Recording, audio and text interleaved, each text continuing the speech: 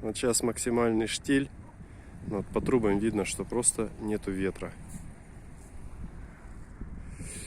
И вот по задымленности по правому берегу, может на камеру плохо видно, но вот в Белых Росах, кстати, меньше всего дыма. Вот. Больше всего это в районе торгового центра Вавилова. Вот тут вообще жопа. Потом идет немножко просветление. Но вот в районе даже Крастец, то получше Борисевича, поменьше. И самая жопа это, блядь, в сторону Сосновоборска.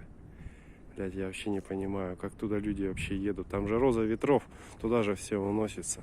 Все с Краза, все туда, там вообще ничего не видно. Вся жопа там. Интересно, как там дышится. Так же, как в Красноярске или еще хуже. Вообще, наверное, легкие выплевывают. Да, всем здоровья.